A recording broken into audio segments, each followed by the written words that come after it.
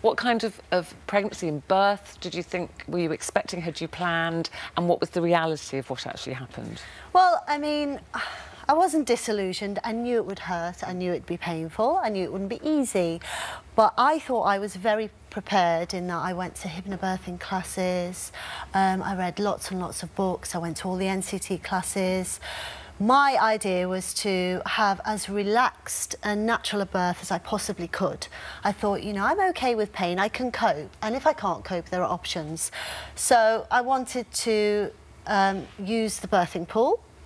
I wasn't planning to have any drugs, apart from gas and air if needed, and really wanted to bring Milo into the world as stress-free as possible. I wanted his entry into the world to be peaceful. I wanted nobody but my partner there and the midwife, and that was it. And it couldn't have been more different. So what happened? Where did it start to It was horrendous. go wrong? I mean, my labour lasted 54 hours, and I wasn't expecting that. And nobody warns you that that can happen. And afterwards, you know, midwives would say, oh, first-time labours can take a while. 54 hours. You're not even physically or mentally able to give birth after that time. But Nilufer, if you had a different approach and you had accepted more drugs and a different way of birthing, would it have been different? Well, I did. In the end, I had no choice. I was in such awful pain. Because my contractions started pretty rapidly and they were quite strong. I assumed I'd have a build-up. I'd been told that was what would happen. I'd get sort of mild contractions, get stronger and more closer together. That didn't happen. It was like wham, instant. And then within 2 hours, they were 3.5 minutes apart. And they pretty much stayed that way for hours and hours and, well, days. And so from your birth, you know, you wanted this calm birth. What birth did you have? That went out of the window. I had 4 lots of pethidine. Most women have 2. This was after 19 hours of going it alone at home, so I think I did pretty well. And in the end, I was so exhausted, the baby became distressed, his heartbeat dropped, and I had to be rushed in for an emergency C-section, which was the last thing I wanted. But how did it affect Isn't it amazing when you turn to these guys, midwives, and you think they are gifts from God, they're like angels from heaven. My esteem for anybody who chooses to be a midwife is absolutely incredible. And Ruth, like you, did all this business, you know, she's going to do gas and air and that's all, whatever it is. That is all I did. I took yes, darling, because I took all the drugs that were lying out for me. That's why I was in such distress throughout the whole thing.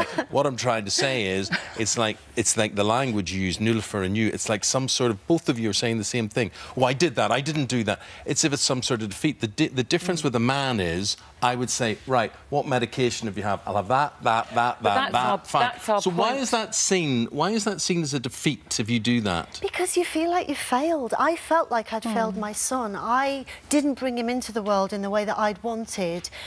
This peaceful setting, this love. I mean, he was literally ripped out of me almost, because he had to be. He could have died otherwise. Covered in bruises, you know, there was no choice, and he was in intensive care for days. It was awful and traumatic, and the thing is, midwives obviously are there to help, etc., but sometimes I think it would be good if women were...